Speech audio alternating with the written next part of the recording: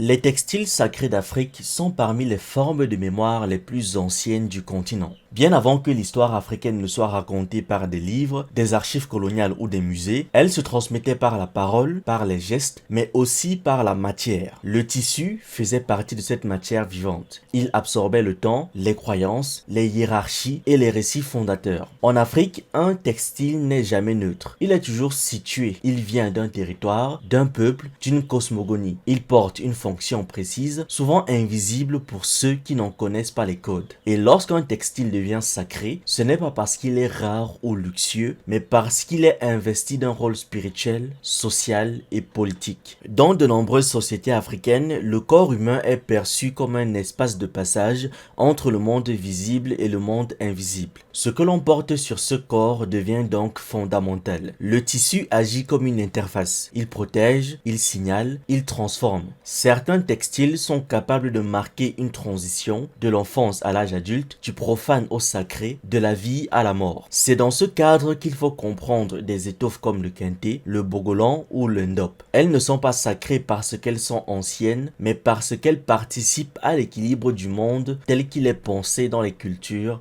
qui les ont créées. Le kente par exemple est souvent réduit aujourd'hui à un symbole esthétique de la culture africaine ou afro-descendante. Pourtant à l'origine il s'agit d'un tissu profondément codifié né au sein des royaumes Akan. La légende raconte que le kente serait inspiré de la toile d'araignée, symbole d'intelligence, de créativité et de patience. Cette origine mythique n'est pas anodine. Elle place dès le départ le tissu dans un univers où l'art, la nature et le sacré sont liés. Le kente est tissé à la main, bande par bande, selon des techniques transmises sur plusieurs générations. Chaque motif possède un nom, souvent lié à un proverbe, un événement historique ou une valeur morale. Certains kente racontent la sagesse d'un roi, d'autres la bravoure face à l'ennemi, d'autres encore la prudence dans la gouvernance. Porter un kente spécifique, c'est donc faire une déclaration publique. Dans les cours royales, le tissu parle avant même que le roi n'ouvre la bouche. Il rappelle à tous qui il est, d'où il vient et ce qu'il représente. Mais le caractère sacré du kente se manifeste surtout dans les contextes rituels. Lors des intronisations, des funérailles royales ou des grandes fêtes religieuses,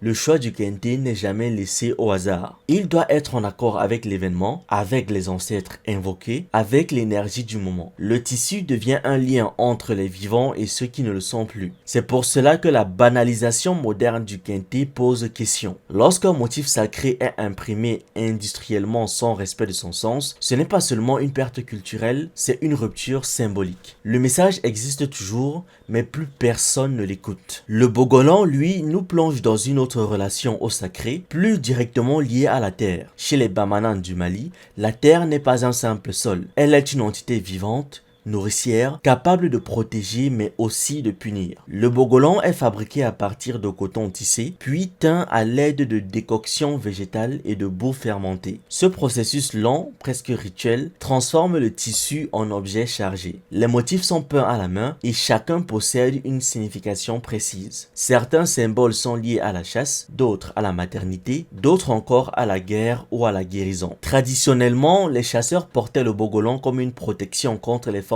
invisibles rencontrées dans la brousse. Les femmes, après l'accouchement, s'en enveloppaient pour se protéger spirituellement à un moment de grande vulnérabilité. Le bogolan est aussi un tissu de savoir féminin. Dans de nombreuses communautés, ce sont les femmes qui maîtrisent les symboles, les techniques et les usages. Elles savent quel motif utiliser pour quel contexte, elles savent ce qu'il faut éviter. Ce savoir n'est pas toujours verbal. Il est transmis par l'observation, par la pratique, par l'initiation. Le tissu devient alors un langage secret, accessible uniquement à celles et ceux qui ont été formés pour le lire. Là encore, le caractère sacré ne réside pas dans l'objet seul, mais dans la relation entre l'objet, la personne qui le crée et celle qui le porte. Lorsque le bogolan est vidé de cette relation et transformé en simple motif décoratif, c'est tout un système de pensée qui disparaît. Le ndop, issu des peuples de l'ouest du Cameroun, offre une autre perspective encore. Ici, le textile est directement lié à l'histoire politique. Le ndop est un tissu teint à l'indigo, couleur associée à la profondeur, à la royauté et au monde spirituel. Il est orné de symboles qui racontent le règne d'un roi précis. Chaque ndob royal est unique. Il fonctionne comme une chronique visuelle. Là où d'autres civilisations gravaient leurs récits dans la pierre ou les manuscrits, les peuples de l'Ouest Cameroun les inscrivaient dans le tissu. Le ndob enveloppait le roi, décorait les espaces royaux et accompagnait parfois le souverain dans la mort. Il assurait la continuité entre les générations. Le tissu devenait mémoire incarnée. Ce rôle mémoriel est fondamental pour comprendre pourquoi ces textiles sont sacrés. En Afrique, le sacré est souvent lié à la continuité. Continuité entre les ancêtres et les vivants, entre le passé et le présent, entre le visible et l'invisible. Un textile sacré est un objet qui aide à maintenir cette continuité. Le détruire, le détourner ou le sortir de son contexte, c'est rompre un équilibre. C'est aussi pour cela que le pillage colonial des textiles africains n'a pas seulement été un vol matériel, c'était un vol de mémoire. De nombreux tissus sacrés se retrouvent aujourd'hui dans des musées occidentaux, exposés comme de simples œuvres d'art, sans explication de leur fonction spirituelle ou sociale. On admire leur beauté, mais on ignore leur voix. Pourtant, malgré les ruptures, ces textiles continuent de vivre. Ils se transforment, ils s'adaptent. Des artistes, des stylistes, des historiens africains travaillent à redonner du sens à ces étoffes. Ils ne cherchent pas seulement à les reproduire, mais à les réinscrire dans une narration africaine. Porter un kente, un bogolan ou un ndob aujourd'hui peut devenir un acte conscient, une manière de se reconnecter à une histoire longtemps marginalisée. Les textiles sacrés d'Afrique nous rappellent une chose essentielle. La culture africaine n'a jamais été silencieuse. Elle a parlé à travers le corps, la matière, la couleur. Elle a codé ses savoirs dans des formes que l'on a trop souvent prises pour de simples décorations. Redécouvrir ces textiles, c'est reconnaître que l'Afrique a toujours produit du sens, de la spiritualité et un passé complexe. De la spiritualité et de la pensée complexe. Et peut-être que dans un monde qui a perdu le lien entre l'humain, la nature et le sacré, ces étoffes anciennes ont encore quelque chose à nous apprendre. Merci d'avoir regardé cette vidéo. N'oubliez pas de liker, de partager et de donner votre avis en commentaire. Vous pouvez aussi nous suivre sur nos différentes plateformes Facebook, YouTube, TikTok et surtout sur le réseau social africain Diba World, disponible sur Android